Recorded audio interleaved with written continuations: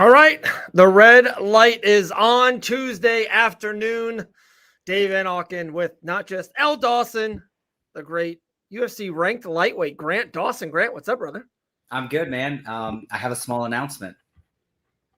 Okay.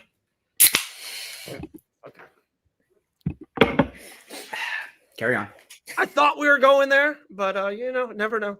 Yeah. Never know. I can't wait to hear a Grant Dawson fight announcement. I'm bugging for that, man. Bugging. Hey, this is my last debacle. I don't think I'm going to announce it until the day before the fight, just in case.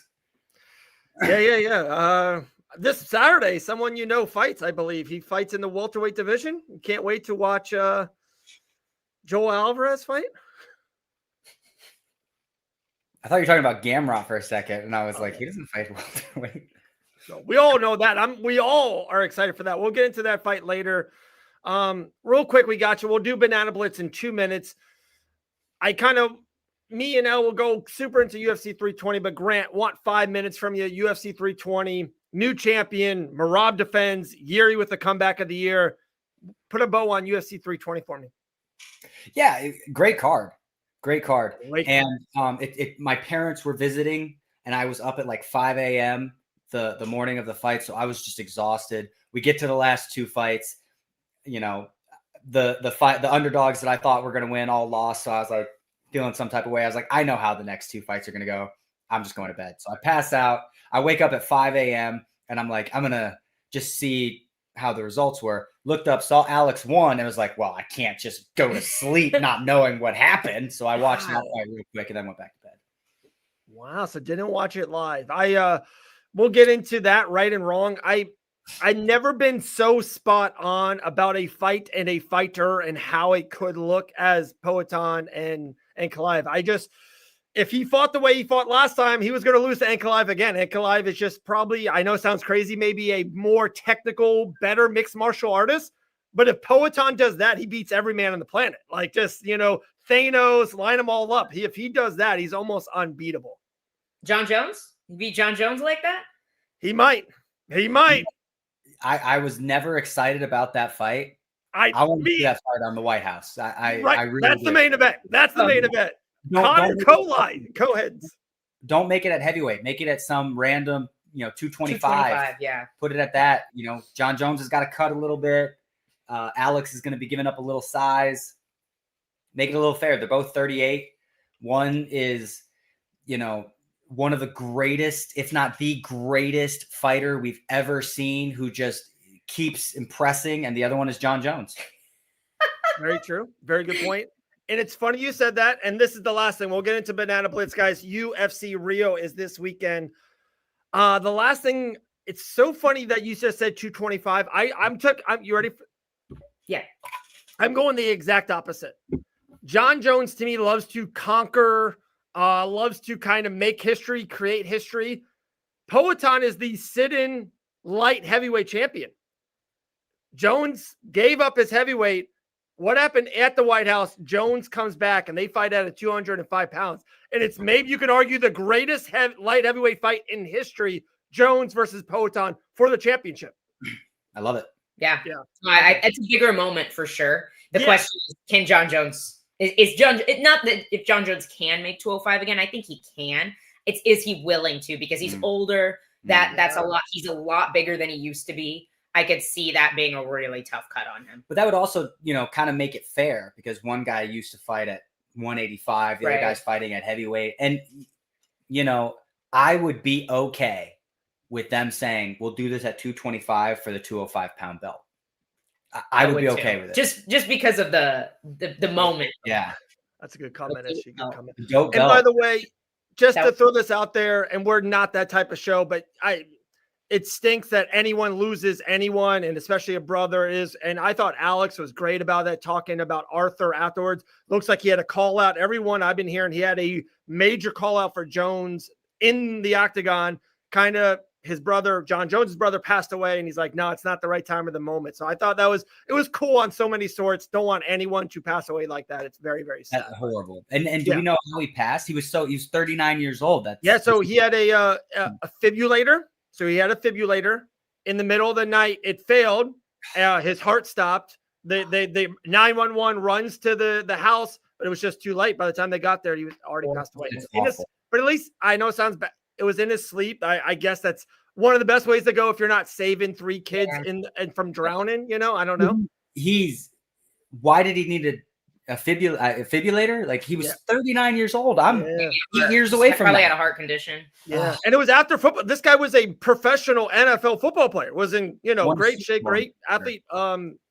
Crazy sad. All right, So sad. Yeah.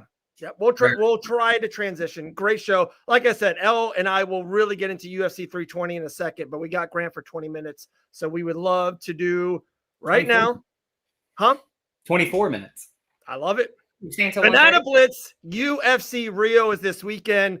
Grant's teammate, Grant's friend, Gamrot, is in the main event. Short notice, fighting a bona fide UFC Hall of Famer, kind of a legendary name. I remember, Grant, you mentioned this about Charles even before I really got this in.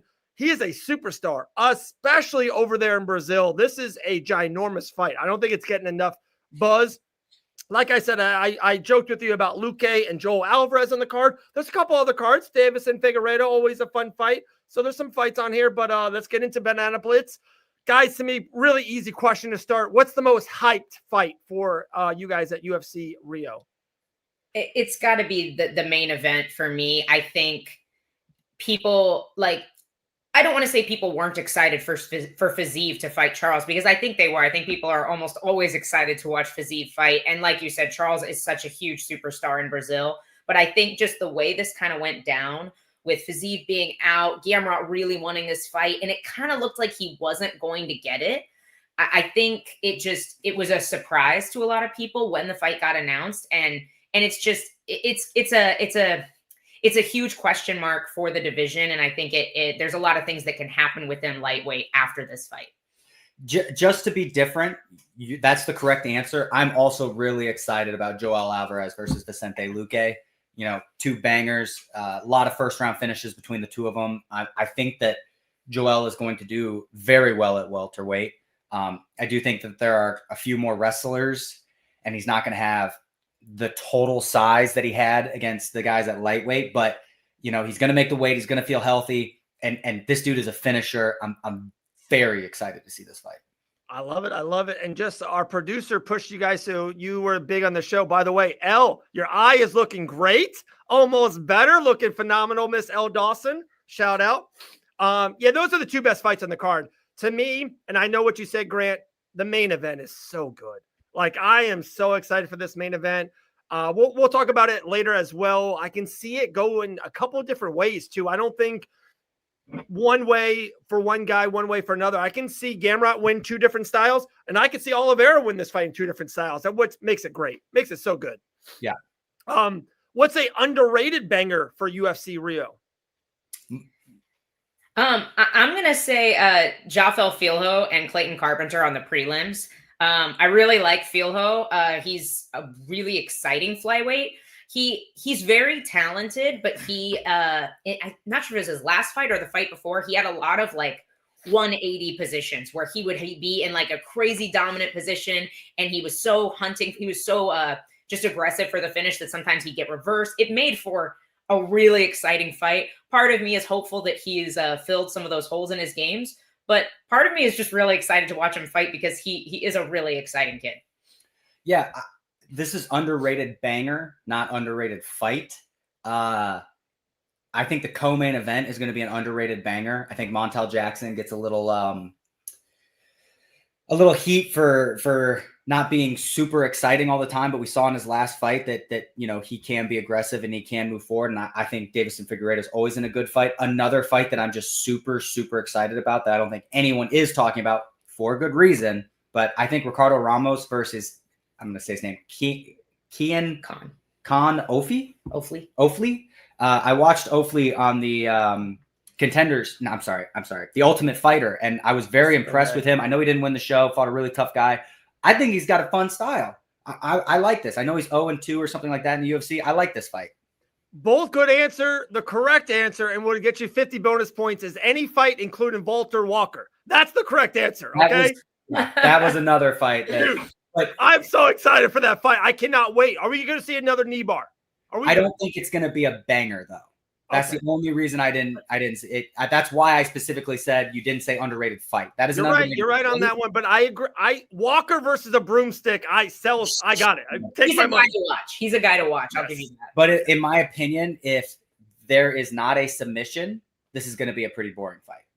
You know, I think Usman kind of runs a lot and, you know, doesn't really know what he's doing. Should definitely be on a football field, not in the cage. I think we're going to be like, wow, Walker's that good.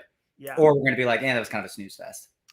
What fight at UFC Rio is guaranteed to be a finish? Guaranteed to be a finish. There's the one correct answer is obviously Vicente Luque versus Joel Alvarez. Joel Alvarez has never won a fight via decision. He is so dangerous. He's so big and strong. I think he's going to have a lot more energy at welterweight. I'm very excited for this fight. I'm gonna say Bia Mesquita and Arina Alexeva. I know it's a high risk to throw a woman's fight out there for a guaranteed finish, but I feel like Alexeva is crazy. Like, she throws herself into all sorts of crazy positions. She throws super hard punches. And then Bia Mesquita is probably the most dangerous female grappler maybe in the UFC right now, except for, of course, our girl Gillian Robertson.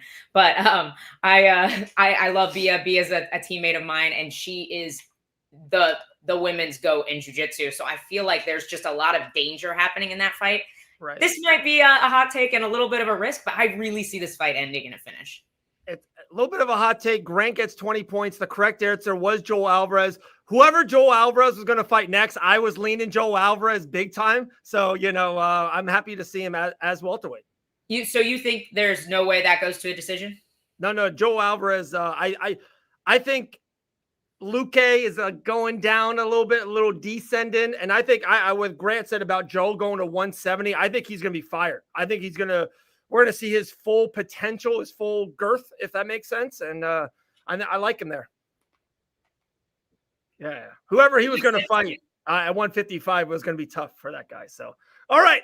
What fight will go the distance at UFC Rio? I'm going first. I want Grant to pick the same fight that you picked. Would be the I was going to, just as a joke. It's going to be Karolina Kowalkiewicz versus Julia Pilastri. Okay. I think I'll save more of this for a little bit later, but I definitely think that both girls are very tough. Karolina is one of the toughest, most seasoned veterans in that division. And I think Pilastri is tough in her own right as well. So I expect that to go to the scorecards. I'm going with Lucas Almeida versus Michael Aswell. Both these guys are really tough. I think Michael's going to win this pretty easily, but you know, not a ton of power. Doesn't really like to wrestle. I think this one's going to be a pretty easy win for Michael Aswell, but I do see it going to a decision. I like that. All right. Who's the lock of the card? Wait. Who scored there? Where are the points? The points. L won that one. I'm sorry. L won 5 more points. Who's the lock of the what? Only 5? I'm sorry. That's what the scoreboard said. He doesn't make the rules, L. He does. And he changes them as he goes. Who's the lock of the card at UFC Rio? Go ahead. Oh, yeah. Give me the dangerous job. Well, I went first last time. So. Joel Alvarez. He's the lock. He's a minus 600, and I honestly think that line should be bigger. That is a crazy line. That's a big line. That's a big line, but like you said, man, Vicente's just on his way down. Joel's in his early 30s, I think. Early 30s, 32. Wow, Luque's only 33 years old. That's not good. I think Joel Alvarez gets this by TKO pretty easily or submission. I think that is the right answer. Yeah. I'm pretty confident on Walter Walker as well. There you go. That's the right answer. 10 more points to L. I do think Usman poses a little bit of a different puzzle just because he's so big. But I just feel like Walter is so athletic. And I feel like Usman tends to if he wins, it's because he's just a little bit more athletic. And I think Walker can hopefully compete with him in those areas. And then he's so dangerous on the ground, which is such a unique trait at heavyweight. Yeah, I love Walker in that spot. He's only minus 300 too. I kind of already looked into that. I think, and him via a winning plus submission. Love that. All right, underdog. So you guys got Luke Alvarez at minus 600. Walker was minus 300. Two big favorites. Who's an underdog that can shock the world at UFC Rio? And it can't be Gamrot. Gamrot's the betting favorite. Isn't that wild? They're tied even up money now. It's Oh, tied they're even. Okay. Yeah, so Well, you could pick one of them if you wanted. I would have said Gamrot, but I really think there's a lot of value with Carolina here. I think people are counting her out because she's older. But she is, man, I train with this girl. She is still such a complete fighter. She's so tough. She's really good at connecting with people's eyes too, I hear. No, that wasn't her. Oh, okay. No. Carolina is an incredibly safe training partner. That is a different person. Okay. Carolina has never hurt me. This is how rumors start, Dave. You weren't even close. It was Paige Van Zandt, wasn't it? Same first letter. Anyway, but she's such a complete fighter, and she throws so much volume on the feet. And Julia Pilastri has been very up and down. She is the younger prospect. Carolina has had some tough luck fighting these young Brazilian prospects in Brazil. But I feel like this is a more favorable matchup than she's had more recently. What's the betting lines on that? I didn't check that out. She's plus 325. Wow. And the girl she's fighting is hang on. I was just looking at it. Minus 450. She's 1-2 in the UFC. So she's like, and like her losses, she lost to Josephine Knudsen, who is good. And then she lost to Lupi, who's also good. So her losses are not but then went to a split decision with Corey McKenna, who I think was a little undersized and got in a little bit early. Corey McKenna? Yeah, didn't have like a super strong run in the UFC, even though I do think she's very talented. She's very nice girl. Very nice. But a little undersized. Like she can make 105. So I think that the line should be much closer for Carolina here. No, I actually you're talking me into that big time. Like plus 325. That's nice. I have to disagree. I've never lost a round against KK, so I don't think she's that good. No, mine is Davison Figueiredo, former world champion. Yeah. In Brazil. Yeah. I like him in this fight. I think Montel Jackson's got a good shot, but I just don't think that he's fought people on Davison's level. And so for plus 250, that's kind of my go-to. I like that. I like both of them. Probably the easiest question here on Banana Blitz. Who's the biggest superstar of UFC Rio? We'll say it together. 1, 2, 3. Charles Oliveira. It's like you guys are married or something. Another easy one to me. Who is the prospect to watch at UFC Rio? I don't know if you're going to agree with me. I think the prospect to watch is Michael Aswell. I really like Michael Aswell. It is Walter Walker. He's already Grant Dawson, 200 points. He's been in the UFC long enough that I feel like people know who he is now. He's still a hot prospect. He's a hot prospect. He's got 3 fights. That's a prospect. That's fair. Well, Michael Aswell has 1. So and really he lost on very short notice up a weight class to the guy who has only beat guys who are fighting up a weight class, by the way. Sounds like a lot of excuses, okay? Chael Sonnen never lost a round. All right, you just got to win fights. I thought Aswell had a really impressive showing on Contender Series, and I think people don't know who he is, so that's why I want to bring him up. I like his boxing. He's super fun to watch. He's a dog, and I think the UFC is giving him a matchup where he can really shine here. So I expect him to look really good. He did them a favor, taking a really tough fight up a weight class short notice. So I'm interested to see what he can do at featherweight.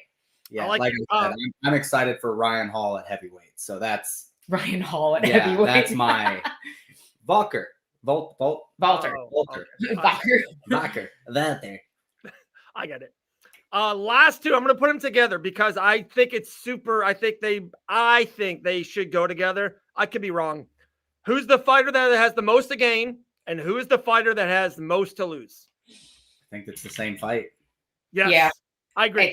It's Gamrot. Yes. Oh, I was going to say, no, I'm just kidding. Yeah, it's Gamrot. It's Gamrot. If Gamrot wins here, short notice against one of the top guys, immediate title shot, and quite possibly his last opportunity to win that title shot. If he loses here, I think he can get passed over for a lot of big opportunities, which he already has been in the past. So I think this is an important fight for Gamrot. Most to gain is Gamrot, most to lose is Charles, I think. Yeah. His hometown. You fighting a guy that's coming in on short notice. I think this fight is just so close, you know. I could argue, guys, the fighter most to gain is Gamrot. The fighter that has most to lose is Gamrot. Like this is I agree kind of with you know, the UFC's wonky. I know the lightweight division's been a little sticky lately. I feel like they're going now. I think Ilya's getting matched up in January. We got our Hooker and Arman fight. I think it's starting to go. So I don't want to say Gamrot's done winning the championship. That might be a little tough, but I get what you're saying. It's a tough division to get through. I understand. But yeah, if he wins this fight, he's right there. If he loses it, he just becomes another guy in that mix of 10 or 12.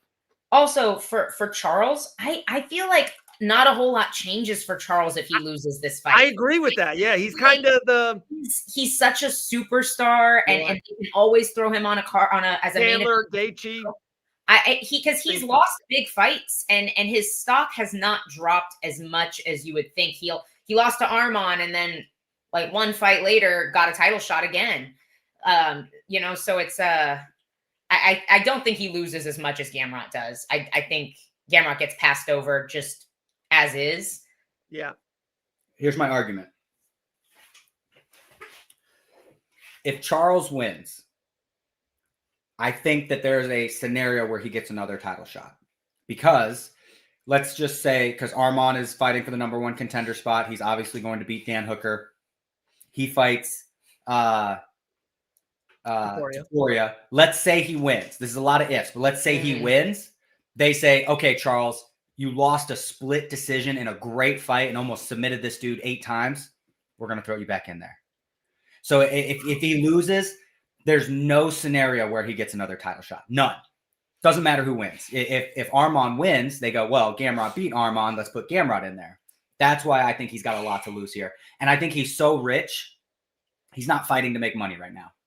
I think he's fighting to try to win that belt one more time and then walk away. So to me, he loses this fight. His next fight is probably going to be Paddy Pimblett. I don't know. He loses to Islam, beats Beneil, which is obviously a good win, but it's another guy that the UFC has constantly passed over for big opportunities. Then he loses to Arman, albeit a close fight. They used Michael Chandler to get him back to a title shot. I just feel like Charles is such a big star that if the UFC has any fight that makes sense that could get Charles back to a title shot, they'll do it. But the issue is like, who does he fight? Say he loses. Who does he fight that, you know, okay, yeah, Paddy. Him versus Arman again. No, so that's funny. So all these ifs, that's the one I didn't hear yet. So this is that I was going to throw that idea out there. What happens if Charles loses this fight and then Paddy even beats Ilya? And somehow in that mix, Charles, you're right. He has to fight one of those top 5 guys. I don't know if Gaethje's going to fight again. I don't know. Maybe it's Max. How about Charles versus Max? And we all think Max is going to win, and Charles wins that in like phenomenal fashion. Charles versus Paddy is a fresh matchup. I agree. I think there's too many fun fights for them to do for Charles because of his stardom. You changed me on Charles. I thought he would kind of be out. I think he's never out of fighting for a championship. Like he could fight for the BMF, the welterweight, featherweight. You know, he is one. He is that guy. He's always one big win away from maybe fighting for the title. I'm not saying he is, but maybe. Yeah, but the issue is too is if Paddy wins the belt, it's an immediate rematch. You know what I'm saying? Like there's a lot, and then it's just Charles and older. Maybe. No, not maybe. Ilya Taporia is the greatest fighter right now. I know, but he is. On Jones, No, I don't disagree. But if Paddy, and I'm not, dude, I'm an Ilya guy. I think Ilya will beat Paddy. But if Paddy went right through him, submitted him in a minute and a half, it's like, what are we doing this again for? Like, but by the way, I did see this guy. Ilya Taporia knocked out Max Holloway, Charles Oliveira, and Volkanovski. You give him a rematch. No, Grant's right. They gave Alex Pereira an immediate rematch. But it was a 5-round, kind of closer fight than what people thought. But okay, real quick, lightweight division. Grant, we got you for 4 more minutes. Ilya Gaethje in January 1st, pay-per-view. They're going to call it PLE, Premium Live Events, soon. No more pay-per-view because you don't have to pay for it anymore. Gaethje and Ilya is the first big one in January. I heard the same thing. Patty and Max looks like it's going to happen too. Maybe even on the same card. Max. Yeah. If Patty Pimblett beats Max, I'm in. That's a bad matchup for him. Yeah. I feel. Yeah. Cardio. Great takedown defense. Yeah. I don't disagree. And I think, guys, they could get in a really sticky situation if Max beats Patty, Ilya beats Justin. Like, are we doing that just again? Like, no. Then you go arm on. Then you go arm on. You go arm on if he beats Hooker. But Okay. and this is also, if that happens, and Gamrot beats Charles, this is great for Gamrot because this pushes Gamrot super high off a win over Charles. And I think a lot of the division will be tied up. There's a really great opportunity for Gamrot to get a title shot in there. Plus, and if somehow Arman wins the championship, didn't Gamrot defeat Arman? There's an opportunity for that. One of the greatest lightweight fights that didn't involve knockdowns I've ever seen. Oh, yeah. The scrambles are amazing. Insane. Amazing. Hey, Grant, when are we going to put your name in this mix? When is this going to happen? I mean, Joe Selecki. Put me in, coach. Joe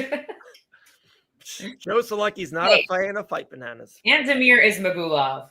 Grant took out the old lightweight boogeyman. Grant, what's your UFC record?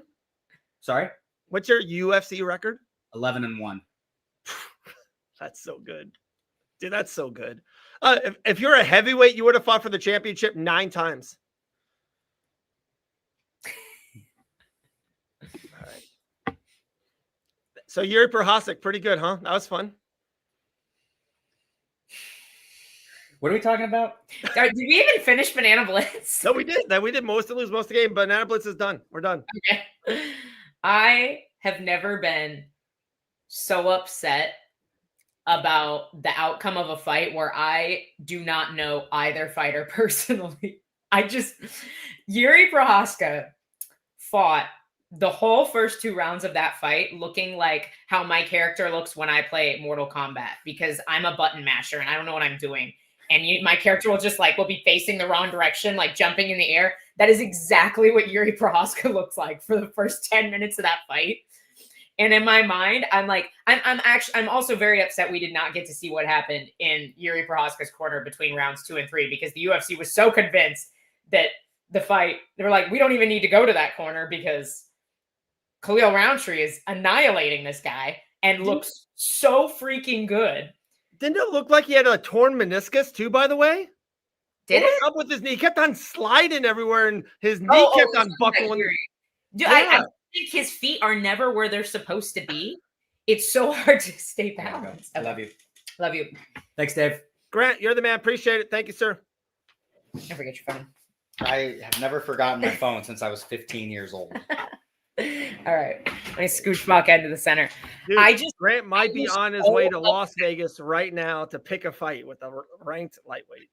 I honestly, I just was so upset. And I'm like, to me, just watching that fight, I was like, wow, Khalil Roundtree deserves to win this fight. He looks so prepared.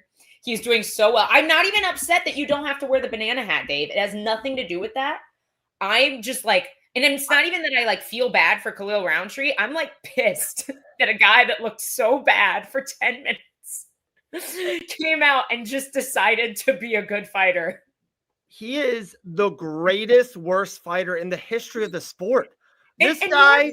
Normally that would make me happy. Normally that's what I love about this sport, but there was just something about how bad Yuri looked the first 2 rounds that makes me mad that he won. And I'm not, and this, people are going to take this the wrong way. Roundtree looked very, very good in round 1 and 2. I do agree with kind of what you're saying. I thought Yuri looked worse than what Roundtree looked good. I just thought Yuri looked so bad. And it was just I'm like, oh my goodness, I bet against Merab Dvalishvili against L, Yuri looks like he's the worst MMA fighter ever. I'm going to wear a banana hat for 2 hours on Tuesday. I was so upset. And then out of nowhere, and we're watching the fights live and we're doing our watch along. I did feel it. And I said it earlier than when it happened. He started to melt him. Like, he's like, hey, I am coming in your face. And like, if you knock me out, you knock me out. If not, like, I'm just going to like melt you. Like, I'm going to put you in a sauna. Like, he didn't even get punches in until later. Then the punches really started connecting. He just kind of like was in his grill. Yeah. And half the time his head was in front of his hands. Like, he was like leaning forward. He's like, what's up? I also think Khalil Roundtree's cardio was a bit of an issue. He did look visibly slower and more tired in that third round. Yeah. And part of that may have, because it almost looked like it more so like kind of halfway through the round than at the beginning of the round. So I think those body shots took a lot out of him really quickly. 1,000,000%. Really he did go to the body great. He did. With that, and I know we're joking a little bit at the beginning, I thought it was, if not the best comeback of the year, like, yeah, like just from zero chance of winning to like just annihilation in like that. What a moment. Like, what a fun. And I said this to Coach Mike, when we were watching the fights. Maybe one of the best reasons, or one of the, it's high on the level of why I love MMA/UFC. In a football game, if you're down, and he was getting shut out for 2 quarters, right? Like, it was 30-0 in a football game. In a football game, you need to score a touchdown, stop, score a touchdown, stop, score. It just takes a long time to make this comeback. In MMA, Yuri was shut out, and then all of a sudden, in a 90-second span, he knocked him out. It was just over. It was like, what did we just watch? It was the craziest adjustment ever. This is the best comment ever. Yuri's adjustments are doing laps with his nose pinned instead of learning boxing defense.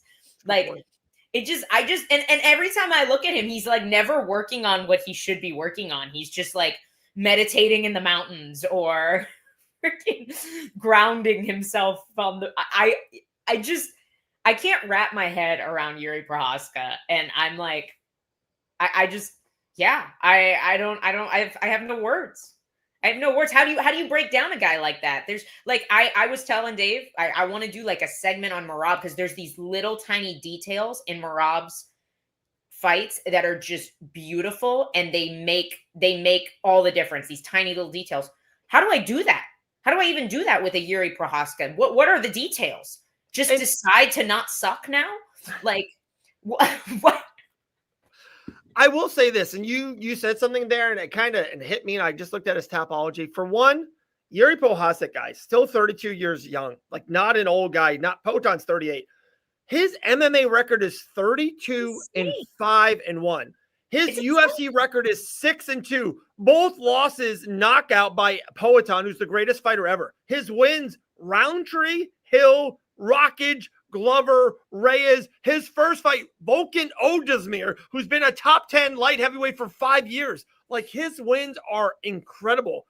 I'm not even joking now about this. Like, I do think sometimes fighters are so in the crowd. They're like, oh, I got to work on my jab and get it just up 4 more %. And sometimes it's like I don't know how to say it. Not like the spiritual thing or like, sometimes it's just like, you want to win the fight, go win it. Like, there's like a dog mentality, or like there's a realism to it. Like, this guy just wins. And it's so crazy. Also, fun fact about Yuri Prochazka.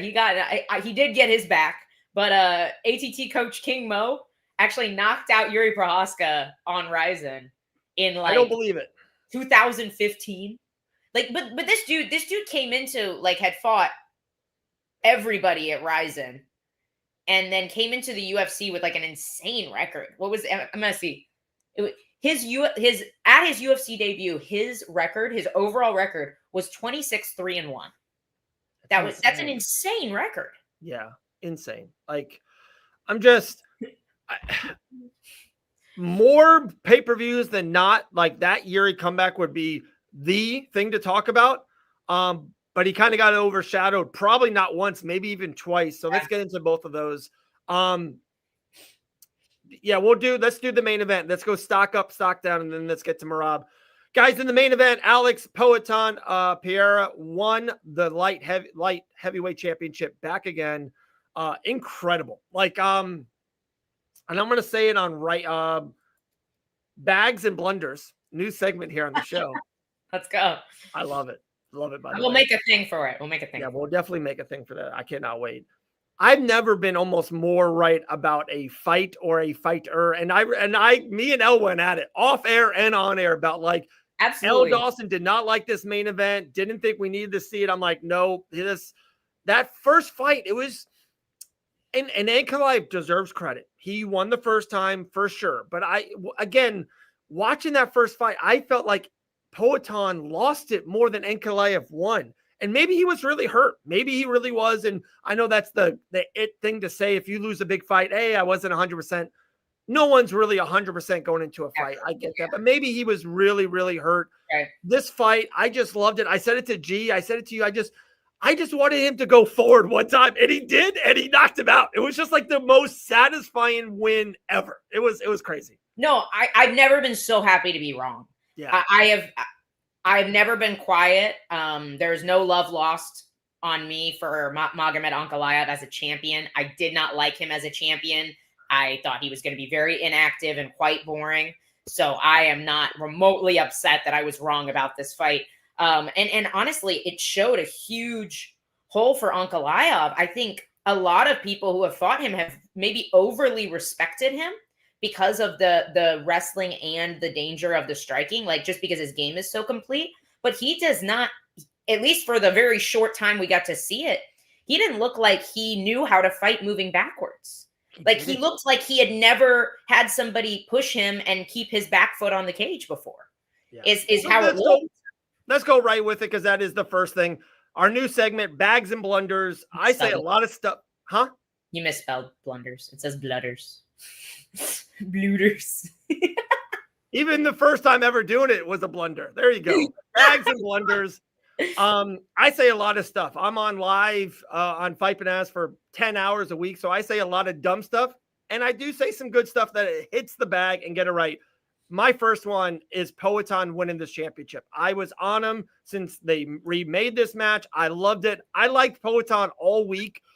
Press conferences, interviews. I think he was more locked in than ever. I felt good about it, Elle. So this was in my bag. I nailed this one with Poatan reclaiming the championship. I'm going to say that my pick for Khalil Roundtree wasn't even a freaking blunder because he looked so freaking good before he did it. I'm going to say that was a good pick, and the universe just decided that Yuri Prohaska was winning that day. But I feel like my bag of the week was Merab. Like and I think a lot of people's were. I was so confident, and I still am. I just don't think anybody's beating this guy. Yeah, so at least for a long time. And I want to give credit where credit is due. Like I've analyzed this fight over and over again, and I'm really impressed with Corey Sandhagen.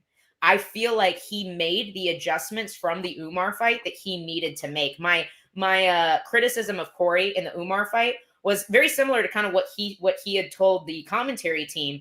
And what they were talking about was that he was too defensive, where he was even though he was getting up almost every single time he got taken down pretty quickly, he still wasn't willing to like really sit down on his punches and throw and take the risks against Umar. And we definitely saw that go away in this fight with Merab. And he made a pretty big error at the very end of that fifth round. He had an opportunity to win that fight. Like Merab was hurt. And Merab has a great poker face. And I think maybe just an inability for Corey to recognize quickly enough in that moment how hurt he had Merab, or maybe he just didn't have the juice left to go after him. If he had just gone after him, like chased him across that cage and maybe like just throw as hard as you can. Because if you get taken down now, who cares? Right. You've lost the fight anyway. But at least take that huge risk there at the end. He could have had a insane comeback moment there at the end of that fight because Merab was very clearly hurt. But sorry, go ahead. I feel like I'm ready. No, it's all good. We nailed the bag. My first blunder, was Corey. I had Corey all week. I thought he could be Merab Dvalish's kryptonite. And what I saw out of Corey Sandhagen actually on Saturday night was what I was hoping for the whole time. Impressive. But Merab was even better than what I even thought the greatest bantamweight was. And all credit goes to the champion, the greatest UFC bantamweight of all time, Merab Dvalishvili. So my first blunder is Corey Sandhagen. I had him winning. Yeah, no, and I don't even blame you for the assessment because I thought Corey fought a beautiful fight. I thought Trevor Whitman had a great game plan.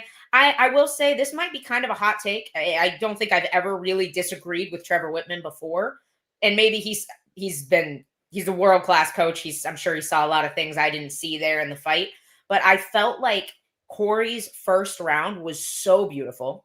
Also, I have a beef with Mike Bell here. How do you give Corey the fourth round but not the first round? I don't know. Crazy. But that's neither here I think nor he there. knew he was wrong and was like, hey, I got to make it up. Maybe. Like, because I was like, because I thought the fourth round was a good round for Corey. I did give that round to Merab, but I wouldn't be mad if you gave it to Corey because he had some really good shots and he didn't get controlled quite as much on the ground.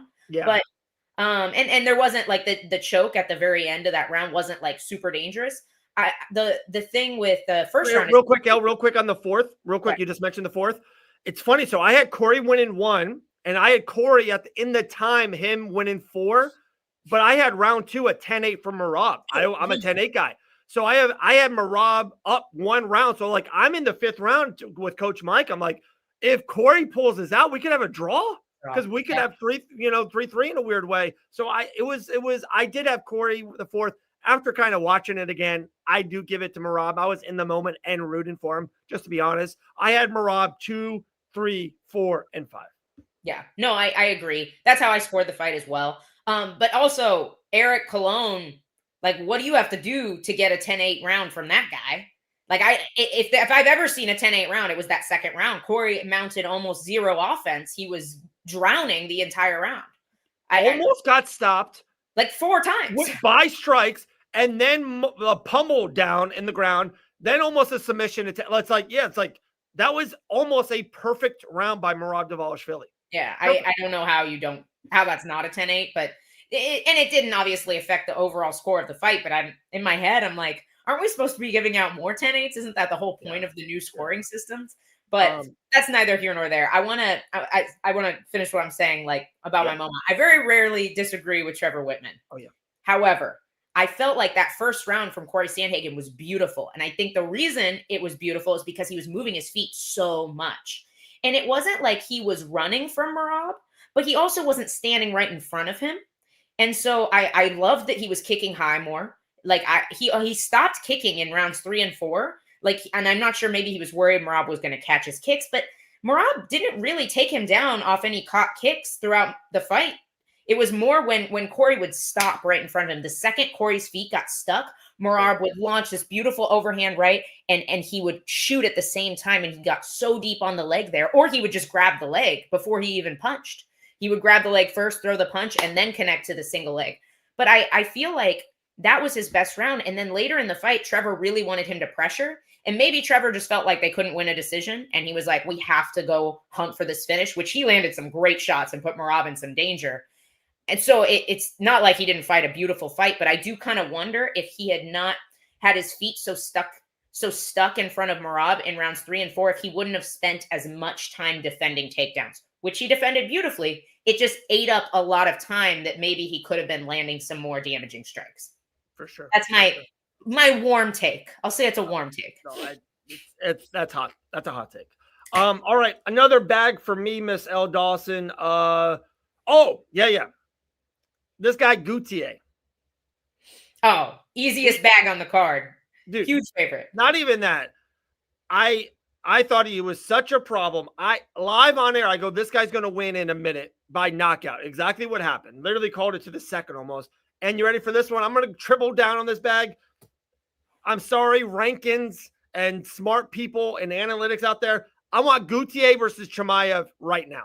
I just want the fight right now. Let's just go. Put it on a poster. Let this immovable object versus unstoppable force. I want Gutier versus Chimaev right now. We've seen Gutier fight 2 debut guys, including one on short notice. Calm down, David. Okay. I love the guy. I think he's going to be a problem. But wasn't that one of the weirdest knockouts ever, too, by the way? Like, it was like a fish. I mean, dude, that dude's got some terrifying. He got thrown into the cage. He just stayed there. I think he was already kind of hurt, is what it was. And also, you could tell massively undersized. Like, you could tell that guy's a welterweight. Can we get a calm down, Dave? I'm going to make this shirt. With your hair, with like your hair at the top, and then it just says, I'm going to make that shirt. SG, I appreciate it. Dude, custom shirts are actually in the works. I'm going to add that to the thing. We're in more shirts. I don't know if this is my blunder or if it's just his blunder, but Patchy Mix was a blunder. I thought he was going to win this fight. And honestly, I like Jakob a lot. I think he actually has trained at ATT before. I like him a lot. I knew he was a great grappler, but I felt like Patchy was so big, and I wanted Patchy to come through because I think I'm not the only one. A lot of us were just so high on him coming over from Bellator, and he just has not delivered. And this was definitely a better performance than his first fight, but I think the UFC did him a favor here. And I will say, I thought Patchy got it done. It was an insanely close fight. I have not watched it a second time, so if you disagree, I'm all on board. I thought I wasn't mad that Jakob got the decision. I mean, of course, I wasn't mad either way, but I wasn't upset at the decision. I thought it was a very close fight, but I did score it for Patchy in my head. What did you think? I thought Patchy Mix lost 30-24. Okay. After that performance, and maybe I don't even care. I'm going here with it. You're so butthurt. I am so butthurt. You came over as a world champion over here. They give you Mario Batista. You throw up one of the biggest studs of the year. Like one of the worst fights of the year. So now they put you on the prelims of a Poeton pay-per-view in Vegas. They're like, hey, Patchy, we like you. We're going to give you a new kid. And dude, maybe this guy's going to be great. Ayaka, maybe he's going to be really good. But still, you're fighting him early. This is his first fight in the UFC, right? First time. Like, if you can't beat him or beat him decisively, I don't give a rip that, he maybe won a split decision. Patchy Mix should be cut and thrown to the PFL squad. Get him out of here. That might be what's next for Patchy. Like, I don't know what you do for him now if you're the UFC, because you threw him a bone. Yeah.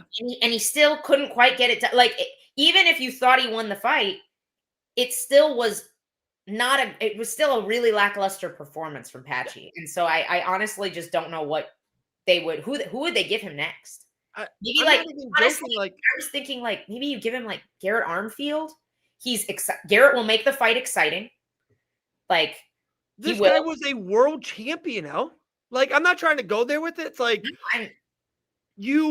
and this is the primary issue too. I don't think they do, Sean.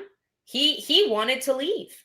He was super vocal. He was letting them have it on Instagram, and they split very unamicably. So if the UFC is done with Patchy, what's next for Patchy Mix? And I will triple down on this.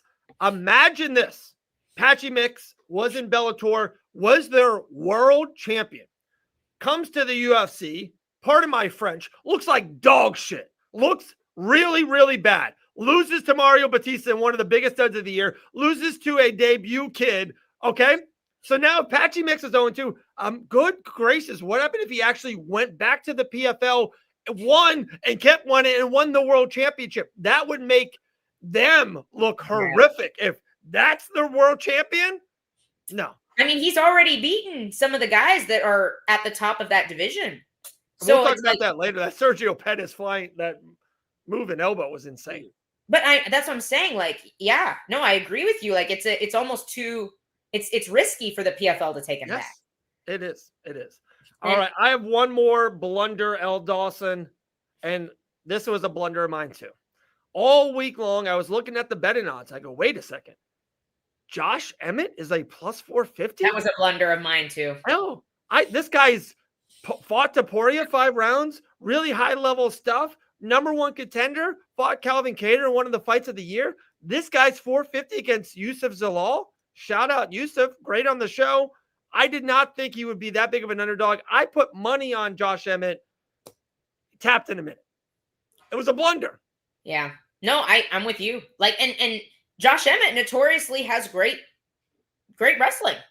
Like he has always had good takedown defense. And maybe it was just a surprise for him.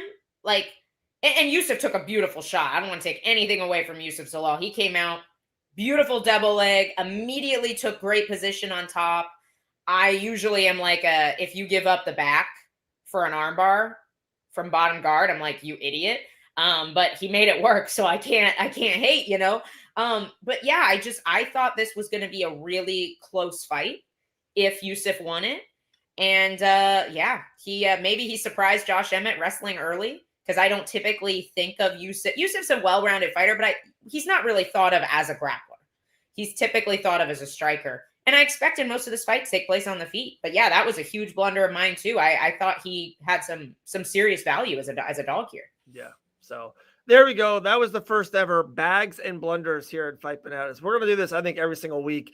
We need to be accountable, but then also I want us to get our flowers. Sometimes we nail stuff and we nail it in the bag. Like Poatan becoming the UFC light heavyweight championship. That's a couple more minutes on this. Have you ever seen the movie Usual Suspects?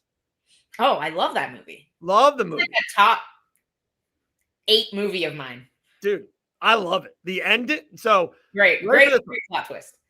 One of the greatest plot twists in a movie of all time. And where I'm going with this is The Usual Suspects for the first minute to the first hour and a half. It's okay.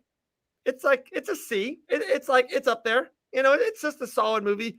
But the ending and then the twist is incredible. Seeing it for the first time, I remember my life changed after seeing that movie. I'm like, one of the greatest twists of ever. My point is, UFC 320, and Al and I heard you talk about it. I thought you maybe liked it a little bit more than me. The prelims I thought were a lot of decisions at the beginning. The early prelims, the main prelims were pretty good. First 2 fights were just okay. You know, I know your guy Joe Pyfer. I just was a little off. I was like, okay, the Yuri thing was amazing. Yuri was awesome. I was wrong on Merab, so I was down to the dumps.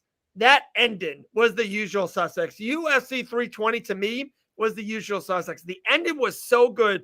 This card is getting talked about like one of the great cards of all time. I don't think it was. I thought it was okay. I think you're crazy. I thought this was a great card, top to bottom.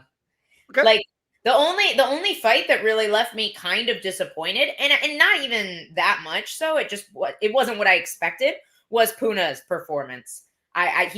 He's usually a cardio monster, and he looked a little gassed, and I expected him to strike more, but I also don't blame him. Where Veretennikov clearly had some moments on the feet, he took the smart path and got a very dominant victory. So I can't blame him for that. But that for me was like the only fight that I was like, on. Everything else delivered for me. Daniel Santos. Yeah. What a freaking G. How do you I'm a big fan of you. He missed weight though. He missed weight by so much. They had to change it to a new weight class, Dave. Yeah. He missed weight by like 8 or 9 pounds, like or 7 or 8 pounds. And it's like, and he is very young. And so I do think he'll probably end up being like maybe being a lightweight, but you could see the size disadvantage that Daniel Santos was at.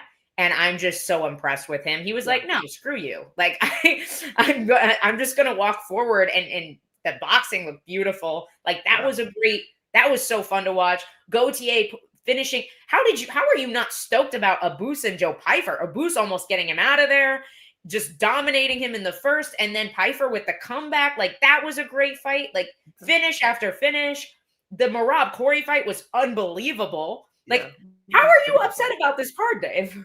You crazy. I wasn't upset. I'm not upset. I just thought it was a good card. Poatan just made it. Poatan was amazing. So I thought the ending was better than the rest of the card, because people were talking about, Shabazian? Al Dawson.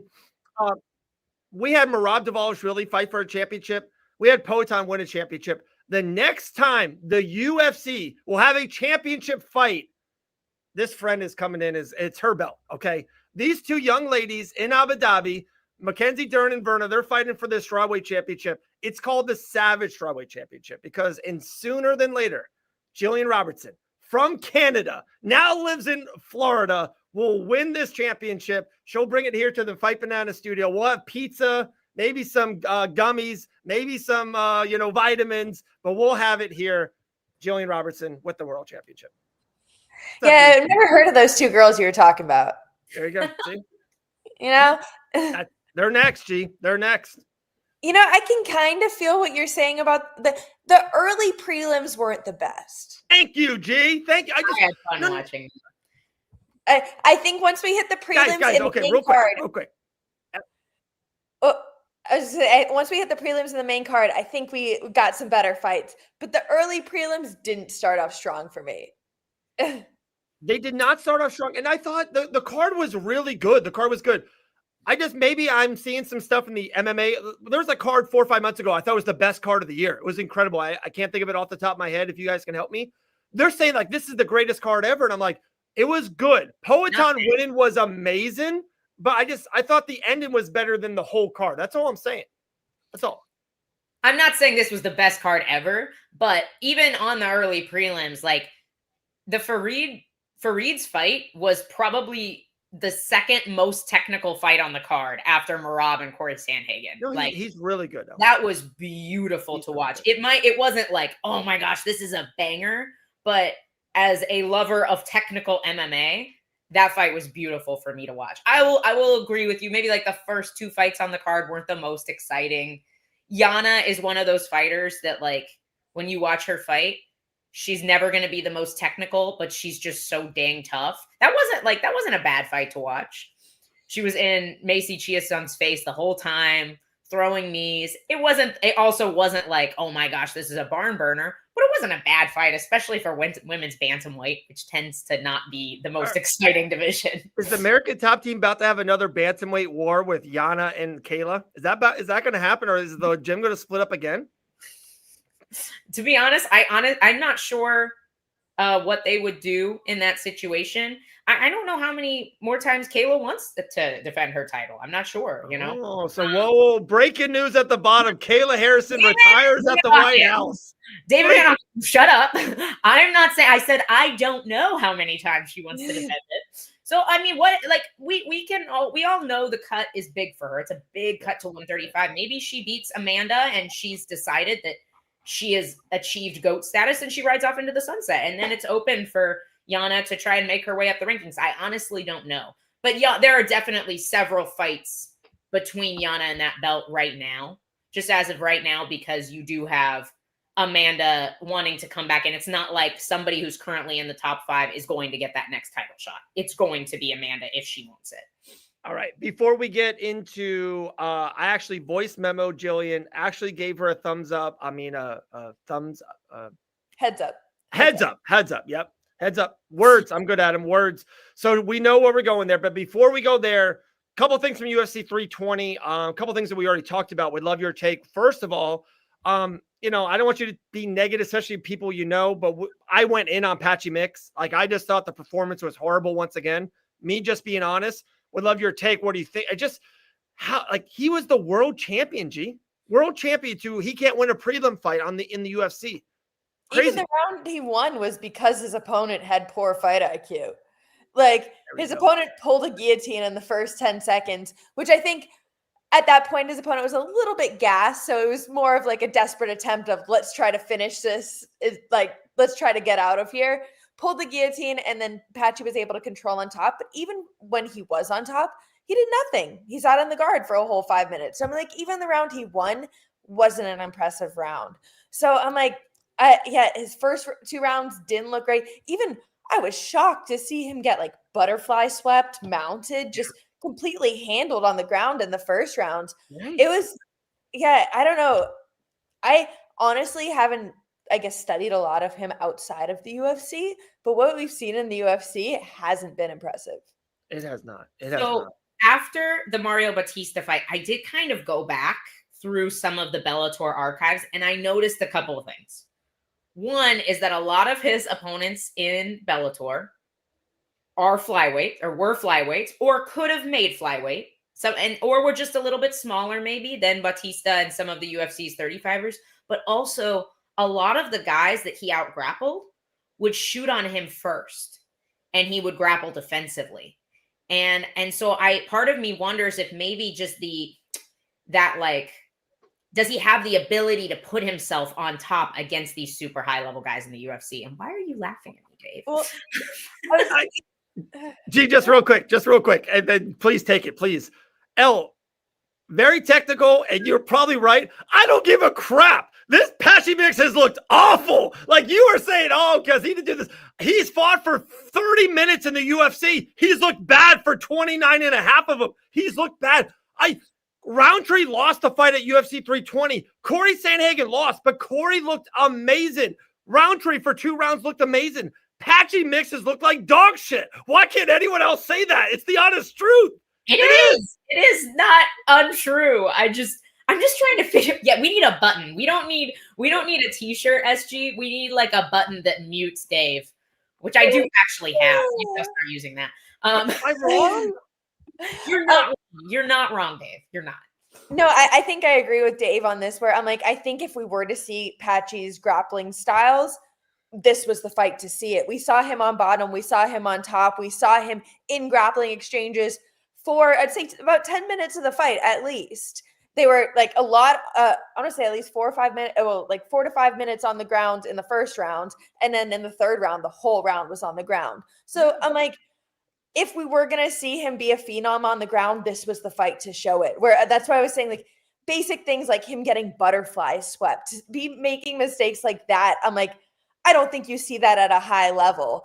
And like that being said, I will say every single fighter I know who has went to Extreme Couture has always said Patchy Mix is the best. They say that guy's good. I think he is an absolute dog. He probably does perform well in the gym, and something about the lights, he can't figure it out in the UFC. Yeah. And I think I'm more on that too. I just think and you said you went back. I remember watching his fights and Stotts I was a big fan of, and all that generation of Pettis and Sabatella, all that. I love that little era of Bellator, and there was a Grand Prix. Patchy looked really good. Like I remember watching those fights. Just for 2 fights, he's just looked really bad. And it's not even about losing. Back to my thing. Well, let's get into it. Corey Sandhagen, bantamweight champion, fight against Merab Dvalishvili. Like, how good did Merab Dvalishvili look? Like this guy, it's not easy to be hyperbolic and he's the greatest ever. In his prime, I don't see much better than this. Like he does everything phenomenal. Corey fought a great fight, but still lost. Gee, what did you think of that fight? Oh, that fight was absolutely phenomenal from bell to bell. So good. From both guys. Merab, but with a great performance, and Corey just so game. I feel like it's so hard. Merab's such a difficult puzzle to break down. It's like, how do you beat him? The only thing that I was thinking that maybe I would have liked to see Corey implement a little bit more, which I don't know, maybe this is just me being a jiu-jitsu person throwing this out there, is him giving Merab a reason not to take him down. So maybe threatening like more front headlock chokes, maybe like some submissions when he is on the ground, trying to do some damage or trying to execute some sort of jiu-jitsu, because getting up on Merab isn't a punishment for him. He'll take you down 20 more times. So I'm like, I think you have to figure out a way to punish him when he does get you there and make him not want to take you down. But obviously that's me being a jiu-jitsu person. That's just my take. I think that's a great assessment, because we saw how many times, what did he spam, like 46, 47 takedowns against Petr Yan? And he isn't ever discouraged if he doesn't get one. So that's not a bad assessment. No, and I thought, gee, that is an absolutely great point. And I think Trevor Whitman is brilliant. And I think Corey is very high IQ MMA. I bet you they saw something on tape. It's like, guys, let's not worry about any jits on the ground. He's not going to submit. We're not going to get him. We just need to get back up. Like, I bet you that was a part of their game plan. And now afterwards, I agree with you. They're going to look back and be like, maybe we should have tried something to put a little bit danger, because you're right. He was just up, down, up, down, up, down. And I loved it for Corey about like, hey, I'm not letting you just sit here. Like we're getting back up. But I do agree with you. I do think, and also too, and this is just me, and I don't know if you guys feel any different or the same, after a round or 2 or 3, it's like we got to do something different. And that was my thing about Poetan G. We clipped up a thing, and it was just me and you on the on half and half screen when I was so upset about Poetan fought Ankalaev for 25 minutes the same way. And I'm like, Poetan, just be different. Like, be more aggressive. He did and knocks him out in a minute 20 seconds. Like, and Corey was great. I just thought he needed to do something different in the round 4 or 5. And he kind of did it. Like, he had a good game plan and stuck with it. Devil's advocate on that. Sure. Maybe the up down was good for him, but the difference was in the first round, he was getting back to his feet and he was creating the space and getting back on his bike and he was moving his feet a ton. And so he spent a lot less time defending takedowns in the first round than he did in rounds 3 and 4 when he was almost exclusively boxing. And I know Trevor Whitman was calling for the pressure, but I almost would have liked him to get back, like move his feet a little bit more. And like Gillian and I talk about this all the time. If you're fighting a grappler, you want to be hard to track down. You don't want to have your feet stuck in front of that person at any point. And I think that's why he had such a successful round 1. I would have liked to see him kick the head a lot more in rounds 3 and 4. I felt like the couple times he did kick the head, a couple of them were really close to getting through, or at the very least, it made Merab kind of and he doesn't really back up a whole lot, but it made him take a little bit of a step backwards. I would have liked to see him meet him with more of those and maybe meet him with some more knees. You were talking about threatening the front headlock. How about threatening more? Not because Corey likes to, like, he jumps his knees a lot. Yeah, he does the jumping knee. Yeah. Merab's so low and he likes to bring his head low when he comes in. I would have liked him to just bring it straight up the middle. Like not quite so much effort or getting him so much off balance, but just bring it up and bring it right back down. Oh no, that's exactly like I said, anything to just give him a reason not to shoot, whether it's striking or jiu-jitsu, whatever it is, just putting something in his face to make it, you're not in Merab's world. You're not just getting wrestled and wrestled and wrestled. Let's make it MMA. Let's start throwing strikes. Let's start throwing jiu-jitsu at him. Let's start throwing other elements of the sport that aren't necessarily his like gameplay, you know? Yeah, absolutely. G. Okay, I'm gonna make L this, and then I'm gonna do this comment, guys. I've been saying this for 5 years. Not just a wrestling coach. L. Dawson is the greatest analytical mixed martial arter breaker down person ever. Sorry, Laura Sanko, you're second or third. L. Dawson's number 1. Sorry. Is that an official title? MMA breaker down person? Because I would like a shirt that says that, please. With the Fight Bananas. We're in the line of custom shirts. G will. Someone who cares. I will never be a wrestling coach. I have never competed in the sport of wrestling, but MMA, I love talking MMA. The MMA grappling, I got you there. That I can break down. Would you want to be a MMA coach in 20 years from now in the future? No. I like analysis. I like analysis. I don't know if my heart can handle coaching. So you want to? So in 20 years, we'll be doing Fight Banana Show 5 days a week, just talking fights. Absolutely, I would love like ESPN desk, Fight Bananas every day. Oh. Like, man, I just love this sport. And Gillian, I know you went through the same thing watching Merab, like the little foot props and the way he finished his single. Like he does so many teeny little things different that are just so freaking beautiful. And like, I think G and I need to like sit down and do just like a Merab breakdown video one day. Why? Why is Merab so much different from everyone else? Is it something that he learns and picks up? Is it something that he just inapt, like you're just born with it? Like it's both. It's 100% both. Like, I don't think you can train cardio like Merab has cardio. Of course. However, he's also insanely efficient. And like G says this all the time. He never overcommits to anything. Like anything at all. Like he's constantly moving to the next thing, the next thing, the next thing. And I think he's a combination of genetic freak and just super skilled.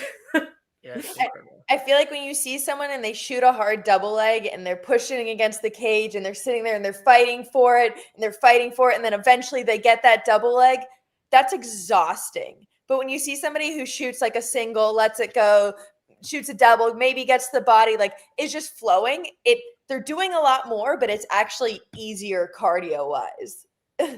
Good point. I definitely want to do that game with you in a second.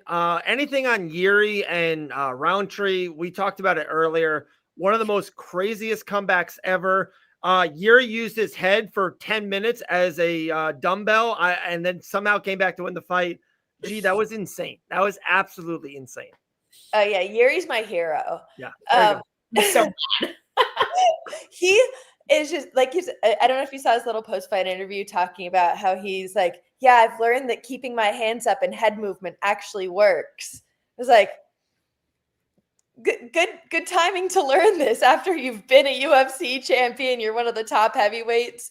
But he's one of the just like biggest phenomenons to me. I will never understand him. I've never seen a video of him hitting pads or actually in a gym. I'm like, he's always in the woods, or like this UFC embedded, he was like running with a clothespin on his nose at the UFC PI, just doing sprints outside. I'm like, he's always doing something just out there, but every single time comes away with some crazy knockout win against a guy who technically looks better than him. So I will absolutely never, ever count Yuri out of a fight.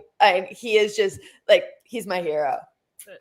I gotta say, Yuri was accusing Alex Pereira of like making a deal with the devil to win his fights.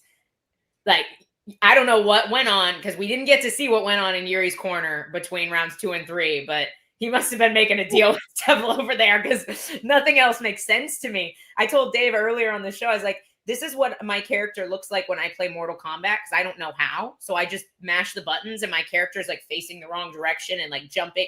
That's what he looks like until he just doesn't anymore. And it's just so, he's an enigma to me. I can't watch him and understand how he wins fights. I thought it was hilarious too in the first round how he like physically got mad at getting rocked. He got rocked and then turned around and was like, like had a look like on a his 4-year-old kid. Exactly. I was like, that is great. I've never seen anything like it. Just crazy. Absolutely crazy. Gee, another little thing. Did you see earlier that night was bare knuckle in Newark? Co-main event was Christine Fierro versus Jessica Black Widow Borga. I don't know if you saw it or heard it. Like, guys, if you haven't, go watch the replay. Christine hits Jessica in her nose in the 5th round, breaks her nose, and you hear the crack all the way down. It was one of the most insane shots you've ever seen. I will. Yeah, you're giving me chills just thinking about it. Oh, I hate that stuff. I don't know if you guys, and that fight honestly caught my attention because there was a lot of outrageousness from press conferences that I was seeing clips from. Oh. Didn't really know what was going on, but I was interested in what happened. Did you Google image it afterwards? No, I did not. Right now. No, don't. Elle, don't. No? Okay. No. I'm gonna do it anyway. Not live on TV. Don't. I'm not gonna show anybody. I'm just gonna look. Jessica Borga's nose. No, you can do that. But what Christine Fierro was saying about Jessica, don't Google that. Okay. We'll talk off there. Yeah, it wasn't good stuff. Yeah. But definitely made me. Oh my gosh, it's like, yeah, dude, it cracked. Like, you heard the crack. It was insane. I don't get, like, props to these girls that do bare knuckle. I like, maybe a certain amount of money, I may debate it, but it's gonna be a lot of money if you're getting me in there, because that is absolutely just like crazy to me. Yeah, Conor McGregor is gonna have to personally pull out the checkbook. 100%. Talking about Conor real quick, and I did not know we were going here with one of the best UFCs of the year. And then we got Rio too. Gamera, I still got our thing we got to do. I thought Conor, and I know you guys are going to probably not like this stance.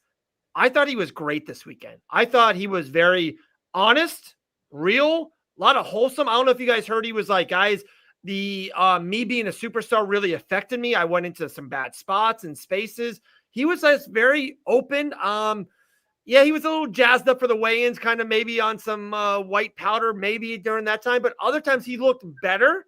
Like during fight night, I thought he actually looked pretty good. I thought it was a good weekend for Conor. Just throwing it out there. I didn't see him. I didn't see anything on it, so I have to do some digging. Yeah, I didn't catch enough on that. All right. Yeah. Okay. Well, let's talk about. Let's do the thing. Let's do our game. I said L, we're gonna do it.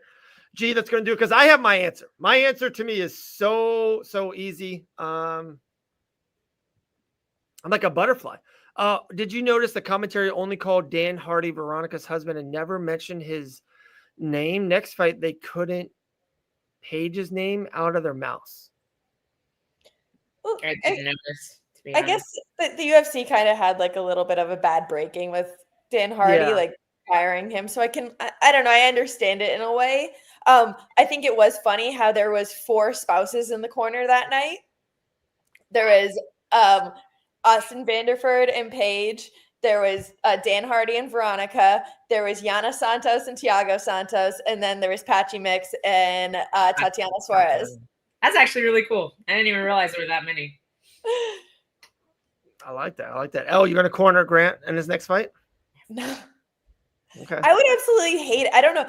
I think that me in general, I don't really like a lot of people around me in general fight week. Like I'm just so focused on me. I even I'll see my coach for 30 minutes a day, then go back to my hotel room and just chill by myself. Like I'm not like Oliveira cutting with 40 people around him, you know? Yeah. Where I'm like, I like to be very alone. So maybe I'm just weird in general, but I would hate anybody that was like that close to me where you can just feel like their nervous emotions. Like you can feel that their energy because you know that they care about you so much and they love you so much. So they're going to carry that a lot more with them. So I'm like, I don't know how I'd feel just with having that energy in my corner. I think Grant does a good job of hiding it. A very good job. He's definitely told me after the fact, he's like, oh, I thought I was going to throw up. I had when we were at Glory, he was like, I had James stand in front of me in case I had to throw up in the trash can before you walked out so you wouldn't see. And I couldn't tell.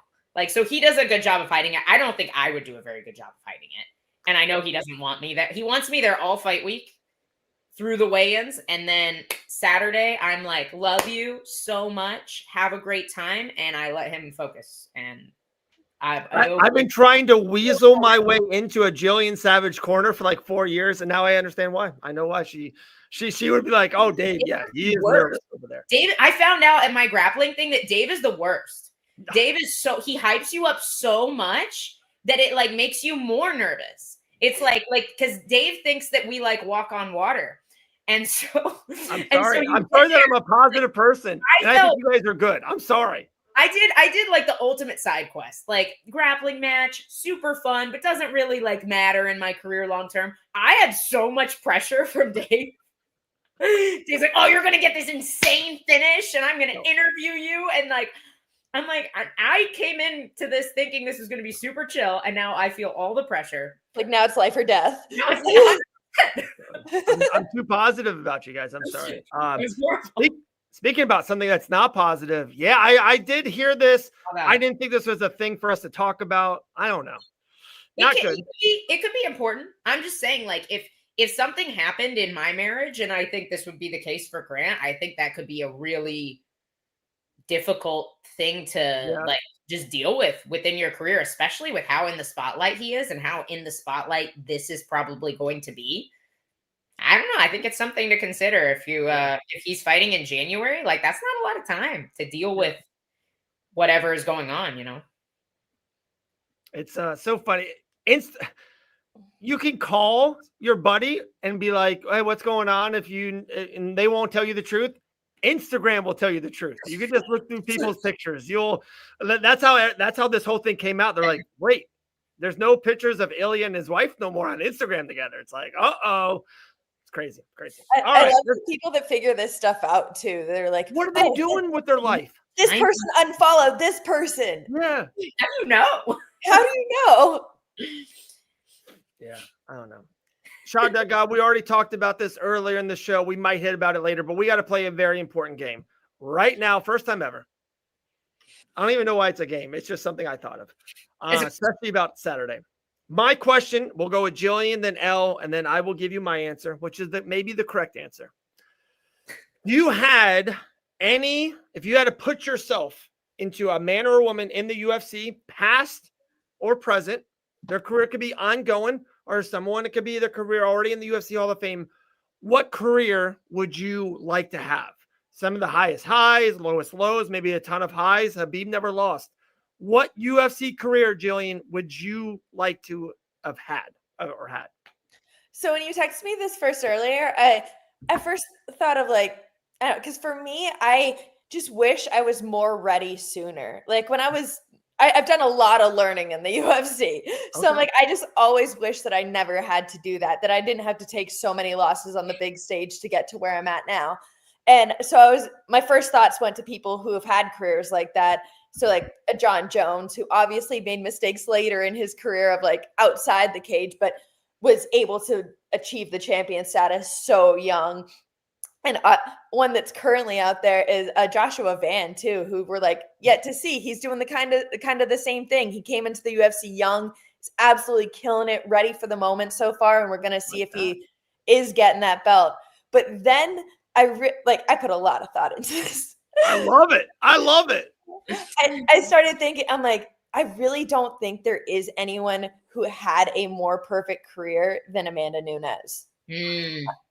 Like the way that she just finished her career, she's fought all the biggest bantamweights and flyweights in the world, like Ronda Rousey, Miesha Tate, Holly Holm, absolutely demolishing Chris Cyborg, retiring as the double champ, now coming back against Kayla. I just think I don't know, it's an amazing career, and just like what she's been able to do with it, I think I would say 100% Amanda Nunes.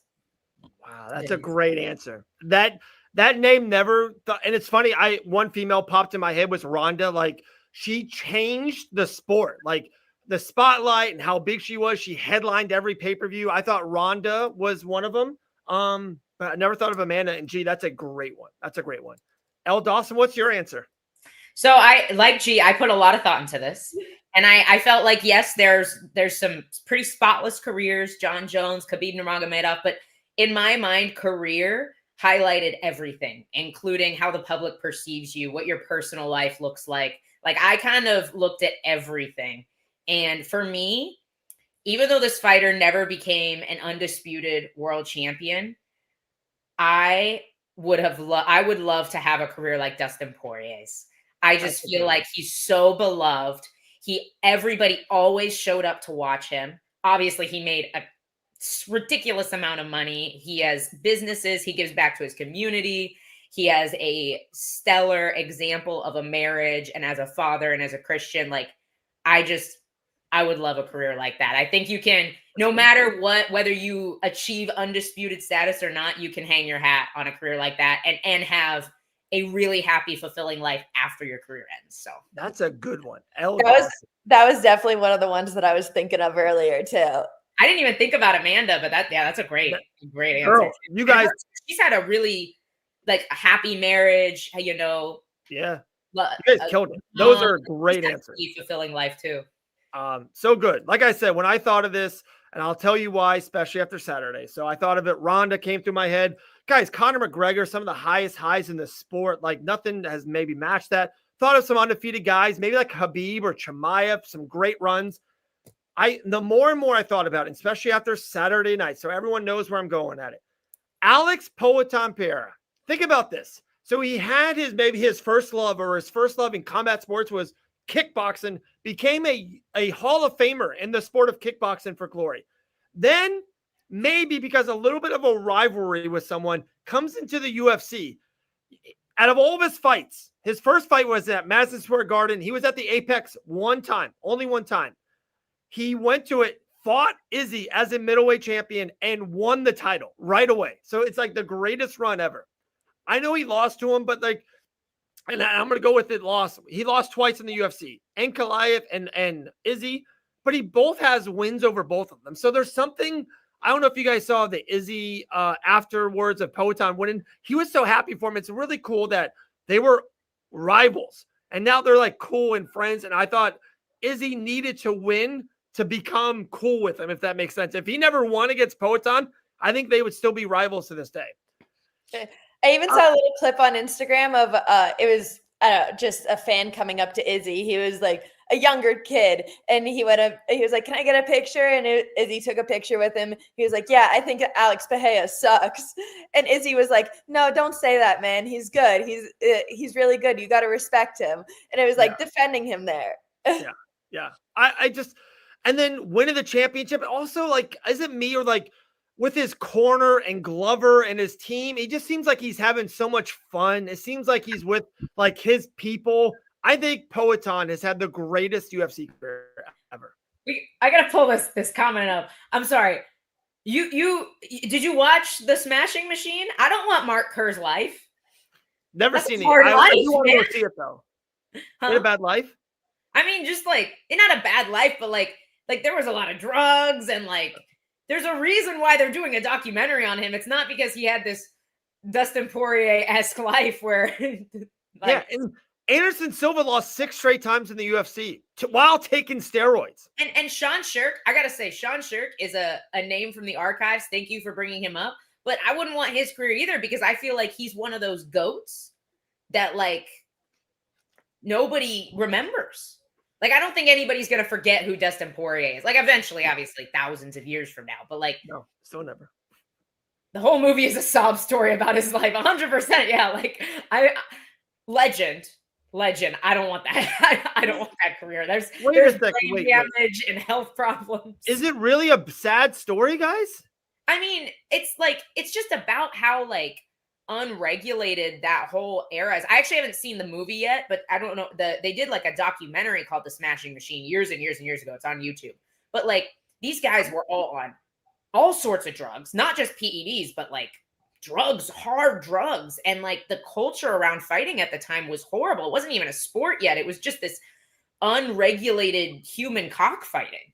Like, I don't want to come up in that era of MMA. I'd be dead. You weren't weight classes. I'd literally be dead. I'm shocked, right? I didn't know this was a sad movie. They were getting soccer kicked in the face. Oh no, that's fighting. That's pride. I'm sorry. Daniel just got soccer kicked last week. Fight and pride. Unless I guess you do have the benefit of nobody was like really good yet. And also you could do as many PEDs as you wanted. But like, yeah, I think a lot of those guys died young or have heart failure.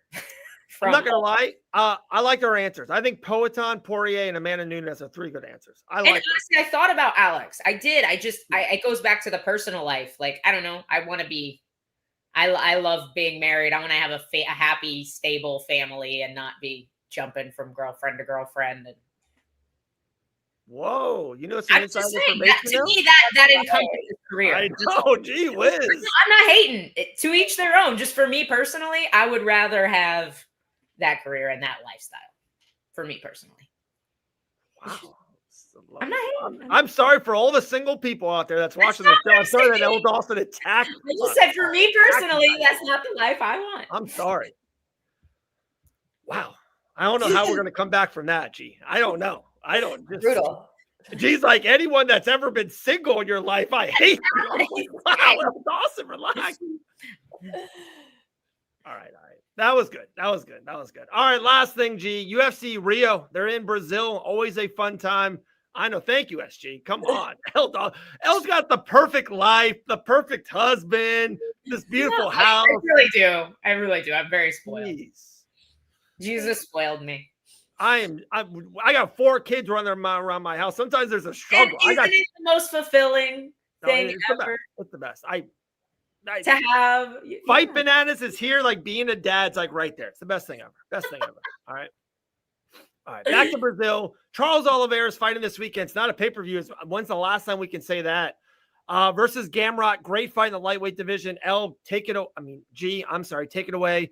Love your take on this fight. The betting odds are super close. I don't know what you think is going to happen in the main event. You got too many letters to deal with here. LG. Honestly, this fight, I hate that it's last minute for Gamrot, but that being said, I think Gamrot performs well regardless.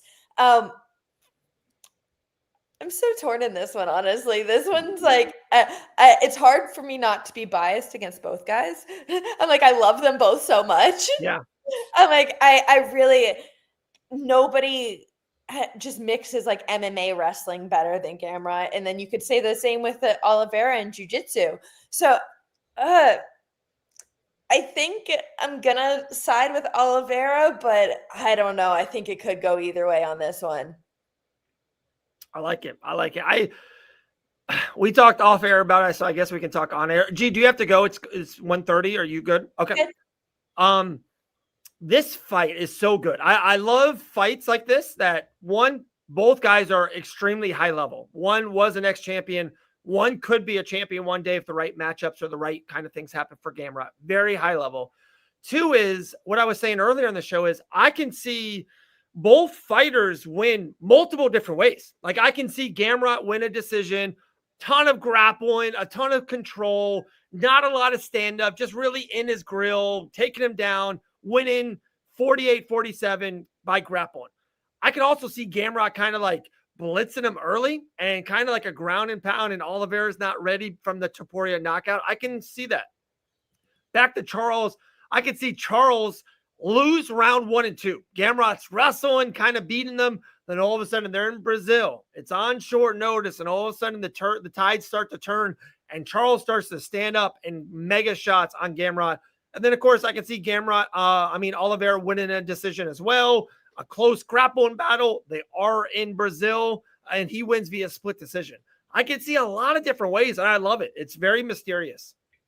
I think what Gillian said about this being bummed that this is on short notice, I'm with you, because I think if both these guys have full camps, I think Gamrot's style is a really tough matchup for Charles Oliveira. Obviously, this is on very short notice for a very big fight, 5 rounds in Rio. Like Dave said, enemy territory. I still think Gamrot will get it done because he's had some short notice fights against some really dangerous guys. He didn't train at all for the Jalen Turner fight. He literally was just flying to other countries to figure out his visa and then just went straight to the fight because it was so short notice. So, he still decisively beat Jalen Turner, who was one of the biggest, what ifs, I think, in the lightweight division. But I think there's a lot of danger from Charles, of course. But I think one of the things that makes him so dangerous is a lot of people don't want to be in his guard. And I don't think Gamrot will shy away from being in Charles's guard because I just can't see him subbing Gamrot off his back. Gamrot has such good submission awareness and control on top. As long as Gamrot gets these takedowns without taking any a sharp knee or a really sharp hook cross from Charles as Gamrot comes in, I think Gamrot can grind his way.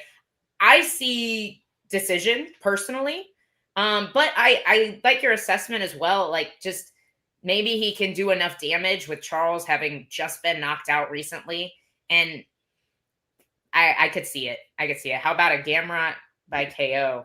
It could happen. I think that's a pretty hot take. I expect be a grounded pound, how Moicano beat Benoit Saint Denis, something like that. He's just dominating them. And Charles Oliveira never gets out. He never starts his engine, and Gamrot just smokes him for 9 minutes and ground and pounds him out. I'm not going that route, but I could see it. I really could. I think the big difference is Moicano takes the back a lot more. Gamrot really doesn't take the back. He rides. It's very much a cut and re-wrestle style is Gamrot's style of wrestling. And I think it doesn't allow him to the Khabib-esque grappling style where your hands are totally free. We don't see that as much from Gamrot. He doesn't lace, he doesn't body triangle the way Moicano does. So it's just a very different style. Gamrot is a little bit more like Merab. He doesn't throw hooks in as often. He's more that up, down, and just that constant, I didn't keep you down. I'll cut you and I'll re-wrestle and I'll take you down again. He does lace the legs. He just doesn't take the back and throw body triangle in as much as Moicano does. So I think it looks a little different. I also don't know if Charles will give his back to Gamrot the way that would, because that would be my argument of Charles probably isn't going to be willing to get up as much. It's kind of the argument I was making in the Sandhagen-Merab fight. I feel if he gave him more threats on the bottom, maybe Oliveira will be looking to do that more than necessarily be rushing to get to his feet, just typically speaking from Oliveira's style. Yeah, no, I could see that as well. Great point. Last question for Gillian Robertson. We'll let her run. Appreciate your time like always. If you had to put $10,000 on who does Alex Poatan fight next, who does he fight next? Probably Olberg. Whoa, I haven't even heard that yet. I like it, G. I like it. Okay. I'm like, what have you heard then? If you haven't heard that one, John Jones at the White House. That's the answer. That would be so. That I'm on board again for John Jones being at the White House just because of that. Just because of that. I did hear this kind of from someone that was out there in Vegas. Alex does not want to fight light heavyweight again. Like he just doesn't. And you know, Ilya did the same thing. Like when you're that big of a champion, and I think he's going to call the UFC like what Ilya did. Like, guys, I don't want to fight a featherweight again. Like, I just don't want to cut the weight. I made enough money. Probably at that time, Ilya did the same. I just don't want to do that. I bet you Alex goes, guys, I'm 230. Maybe if I, literally launched it up, I could be 240, 245. I don't want to cut the weight anymore. Like, I've proven everything. I think he fights Aspinall or John, and I'm going on the limb. I think it's going to be John Jones. I was just going to say poor Aspinall, man. If it's John Oh, my goodness. I think that here's the issue is the Alex Jones. It's like the Connor Chandler fight. It's so big in star power that it doesn't have to be a title fight to sell out. Right. It doesn't matter who the heavyweight champion is if Alex Pereira and John Jones are fighting at the White House. We don't. Dude, I got the perfect thing. Like, we all wanted to see Aspinall and Jones. Not anymore. We're going to see Jones and Poatan. We're going to see Tom Aspinall versus Walter Walker at the White House after his 6th knee bar in a row. This guy's the greatest heavyweight to ever live. Walker versus Aspinall. Lock it. I like Walker, but I hope he loses just because you're so high on it. We got brother versus brother this weekend with Walter Walker versus Muhammad Usman. Yeah. Johnny and Kamaru will probably be in the corners, I would assume. Yeah. Right? Dude, if those 4 guys were locked in a room, what brothers walk out? The Walkers. They can't walk. You'd be knee barring all these. I think Johnny goes down pretty quick. Depends.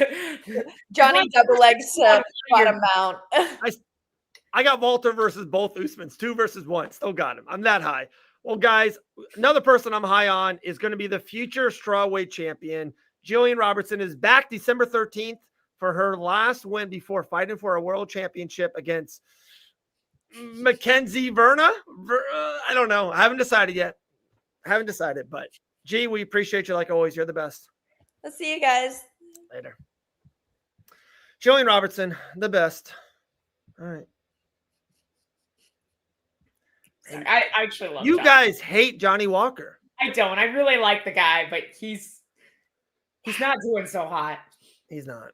He looked good against Mignon. Yeah, I thought he was gonna smash him. He won, didn't he? Yeah. He's back. He might be fighting. Could be Olberg versus Walker for the title. That's not good. No. You ready? The fight is Olberg versus Yuri for the vacant light heavyweight championship. Yeah, if Alex is going up, that's the fight to make. Oh, that's so much fun. That is fun. If Yuri beats Olberg, another super technical striker. I will say with Khalil too, Khalil gives up a lot of length a lot of the time at 205. So I'm interested to see somebody who is as technical as he is in Olberg, but also shares the same length as Yuri Prohaska. So Yuri can't be less hittable while he's being all crazy, So I got some notes. For one, the answers that you and G did for the fight of the career they would like, we got to make that into artwork. I thought your answers were so good. Yeah, I thought that would be good. Yeah. We'll do that. We'll make special artwork. 2 is I wrote a note earlier. You ready for this one? I'm going to guess Grant Dawson's next opponent. Do you want me to guess it out loud on air? Do you already know things though? No, I don't know nothing. I'm being super honest. I don't know anything. All right. Are you ready? This is a left field opponent. All right. You ready? Yeah. So I see the division. A lot of people are lined up already. If they ask him to fight an ATT guy, I would assume Grant would turn it down. So I think there's a guy that's going to be entering the division. He's wouldn't be ranked as a lightweight, and it's a test to be like, hey, are you good? If not, this is a big name for Grant Dawson to be under to get a win. Grant Dawson's next opponent will be Brian Ortega. Is he going up? I mean, Yeah. I'm down. I think that's a great matchup for Grant. I don't think we'll see that, but I'm going to bring this comment up, and I swear I will be mad at Brian Ortega. There you go. Oh, you're going to bring it up? Can I answer? No. Thank you. It's a fake thing. We're not going to waste our time on it. We have Poetan as a champion. We'll talk about it after they have put out a successful event. Yeah. Not a successful event, just an event, El. I will talk about it. If they have done an event and it is completed, we'll talk about it. Yes. All right, let's move on. Yep. Okay. So you don't like my Goethe versus Chimaev fight? I just think it's ridiculous. The Juice beat 2 short notice debut guys. Like, I know it's bad. Yeah, you got it. But honestly, who do you want to give him next? I'm very interested to hear that. Let me look at the rankings real quick. Can we do that game? Yeah, I'm fine giving him somebody ranked. I got a fun story about that too. I think it's a not super deep division, so it's getting a lot deeper. I mean, I'm fine if you want to give him somebody at the bottom of the rankings, like just as a test. You can give him Marvin, Paulo Costa. I'm cool with that. But wow, you got him that high already? You're the one who wanted to get. I said, if you really want to give him somebody ranked, I'm cool if you give him 14. But like, he needs to fight again before he fights a ranked fighter. Dude, I nailed his name. It's Gautier. Gautier. Yeah. You said Gautier. Come on, that's one of my closest ones. Cheese. That's the highest. That's the closest we're gonna get for Dave. Yeah, if you're not happy with that one, I'm sorry. We appreciate you. We love your comments. I got nothing for you. I'm down. We'll do a poll in the comment section. Who do you guys want Grant to fight next? Let me go. I want to give you a real middleweight. Yeah, no. I'm trying to think of who's not quite ranked yet. Who's kind of like a tough, like a good step up.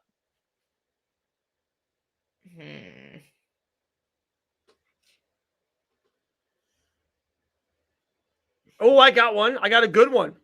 Ooh, I do too. They fought on the same card. The guy's on a good run. Edmund Shabazian.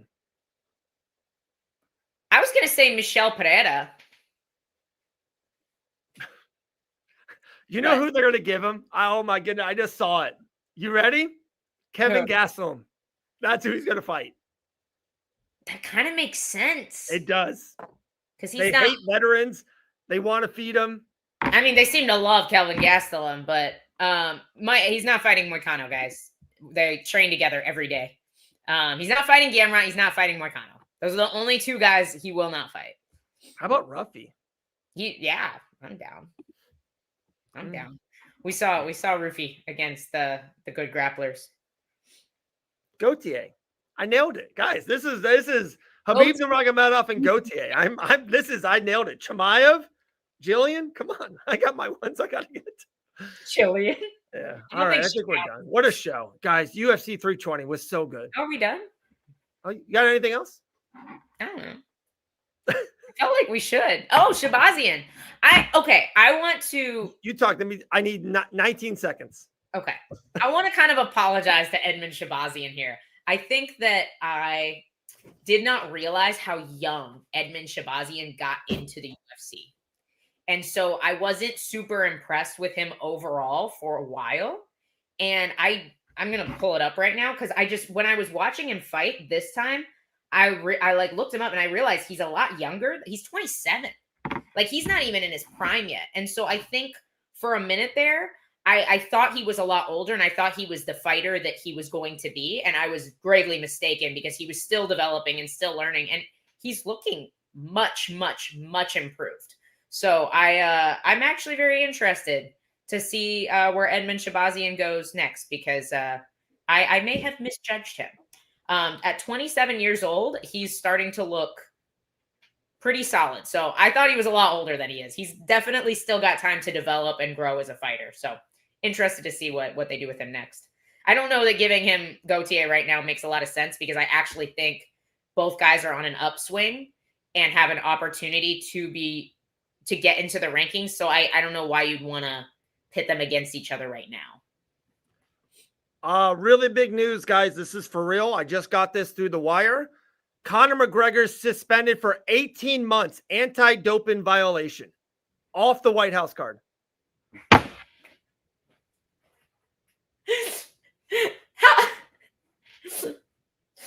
I'm sorry. I'm laughing because I'm not even a little bit surprised. But like, this is big. Why did he submit? So he didn't have to get back into the pool. So why did he submit tests? Why did he submit tests knowing full well he was going to fail them? Oh my. Oh no, eligible March 2026. So he potentially could be, it's partially retroactive. So he could potentially be on the White House card. But just like, why would you even say you take a drug test? It's for it was missed tests, not failed drug tests. Okay. So it's because I'm just getting it right now. Thank you, Coach Mike, for filling me in. Coach Mike, appreciate it, Coach Mike. That would be hilarious if he submitted tests while still on gear. Connor. Wow. I'm sorry, I'm getting everything right now. I got a lot of stuff on my phone. Anti-doping violation. Wow. Okay, but there's still an opportunity for him to be on the White House card. Okay, just whereabouts failures. So for people who don't know, you have to submit your whereabouts to whatever anti-doping body that the UFC is using at that point in time. And if they call you and you are not where you say you are and you cannot get to where you said you would be within a certain amount of time, it counts as a violation. So you get like a certain number of strikes and then it's a violation. So Alex versus Jones at the White House, Terry. Yes, 100%. We're on board. Here's a question. If McGregor can't make the card, Dave, do you still put Chandler on it? I think you do. I think you use it to build Grant Dawson.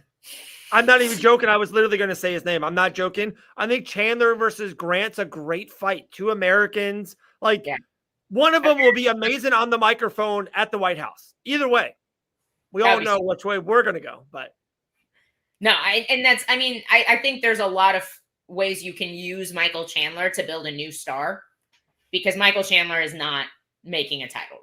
That's never happening again. So I think this is he has so much star power. You use him in those huge moments to build a new star from somebody who actually has a chance at winning a title, like Grant. So no bias here, obviously. But all right, Dave, what'd you find out? Quit looking at your phone. No, I just got one more. I'm posting it all. Posting it. But yeah, it's everywhere. ESPN picked it up. I am seeing more and more about it. Yeah, it looks like he's fine. This is actually, I'm reading more about it. This is actually a good thing. This is saying that he's back.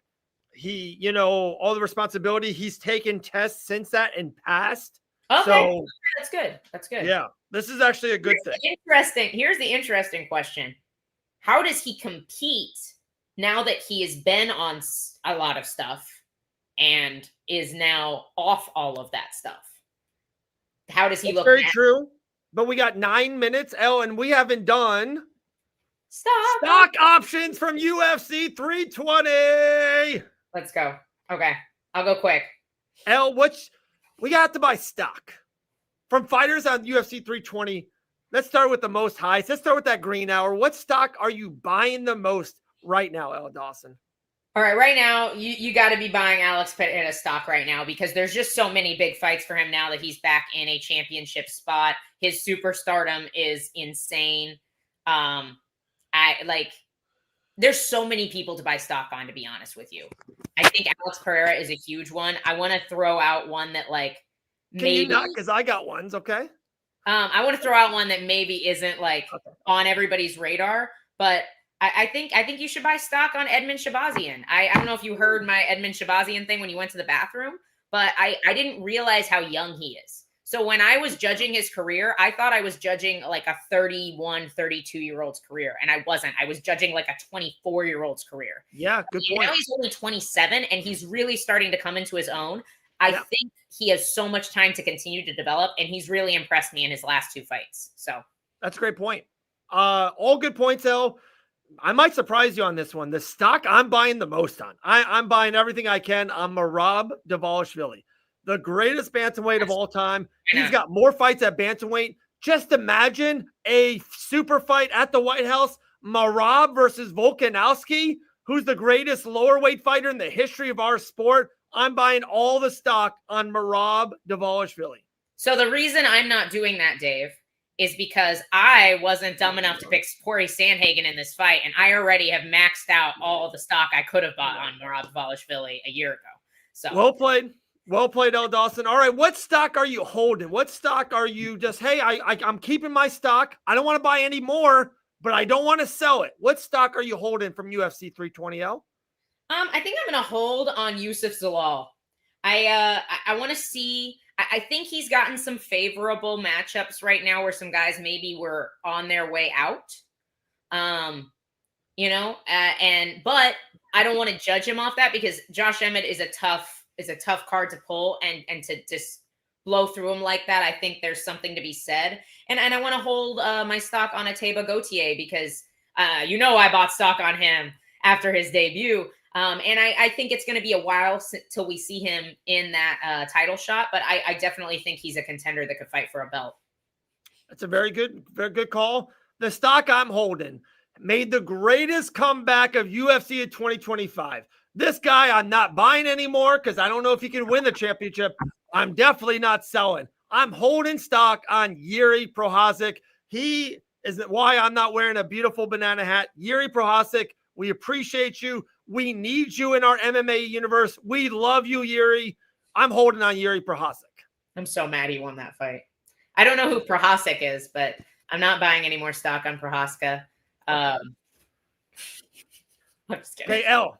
So we bought stock. We held stock. If you had any stock of this fighter from UFC 320, what stock are you selling all? What stock are you down on from UFC 320? I already sold my Patchy Mix stock. So I'm a dump anything on Nikolai Veretennikov. To be honest with you, I just don't think that dude's Austin Vanderford blew through him in his debut. He's got some pretty big holes in his game. I don't think we see him too much longer. And then like your main event fighters, like your big guys at the top, like Khalil Roundtree and Corey, like these losses, I don't think like they're still superstars, I think you can dump.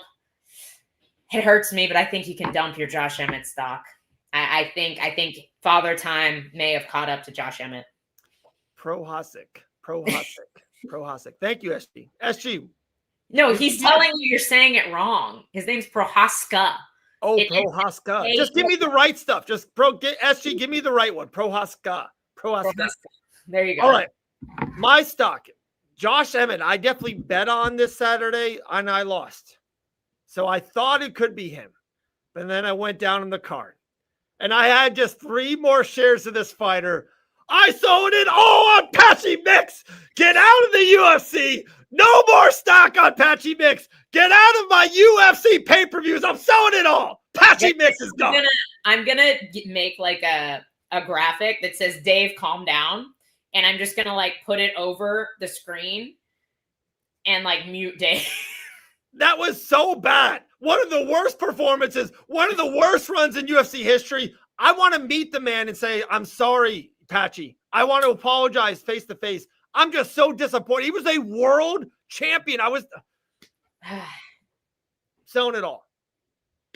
I'm with you. I didn't have any left. It was gone already. That was stock options, guys. We really should keep track of this. We really need like a running spreadsheet of what stock we have. Look at that artwork. That's phenomenal. Yes. Can we get a live read of Dave's heartbreak? I would love that. We need like a little thing in the corner, and like as you start freaking out about Patchy, it's just like beep, beep, beep, beep, beep, Marab versus Sugar Sean. They had it on the pay-per-view. The heart rate. Imagine if they had it of the show.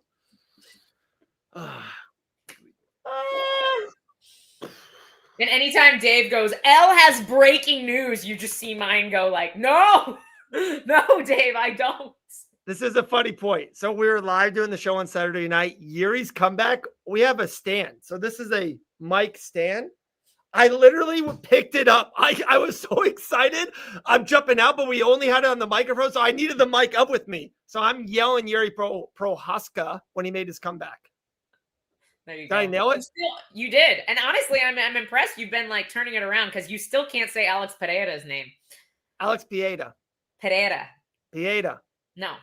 There's only one R in the name you're saying. There's 2 R's in Pereira. Alex Pereira. There you go. Pereira. I'm getting pretty good at this. And then if there's a double R, like Diego Fejera, then you say heh instead of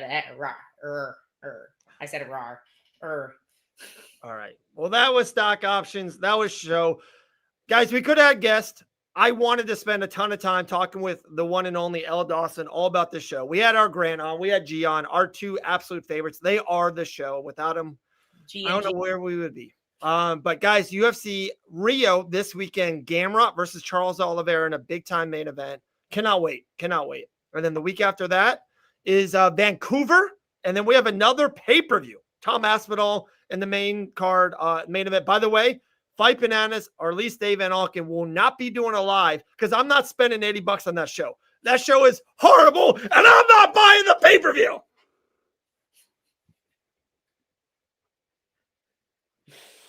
Well, hey, soon, Dave, you won't have to buy pay-per-views at all. Can't wait. I cannot wait for that day. Islam Makhachev's corner. One of his friends is fighting tonight, so bet money on him.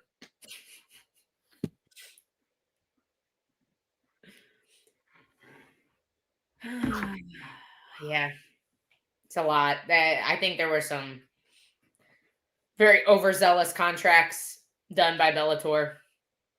What are they gonna? I want to see Aaron Pico back in there. I really want to see, because I feel like Lerone Murphy is a tough. Pitbull has not done bad. He's not going to be a world champion in the UFC, but he has at least had competitive fights at the high level in the UFC. We cannot say that about Patchy Mix. I want it all out. Aaron Pico against somebody who isn't Lerone Murphy, because that is a really tough draw and a guy that could very well be a champion in this division. I want them all out. Thanks. All right, we got to get under the 2-minute mark so our clips can come for absolutely free. Elle, can you say something inspirational to all the people? Why do you do this to me? Guys, in case you ever feel like you just aren't good enough in life, just look at Yuri Prohaska and know that all things are capable, even if they don't make any freaking... All things are possible is what I meant to say, even if they don't make any freaking sense. Sorry, I butchered that, but... Dave put me on the spot. We love you guys. Tune in Friday. We're going to do something Friday. I've decided. Wow. Breaking news Friday. MMA Weekly Roundup is back. We'll see everyone then. All right. I'm done. I got to be out.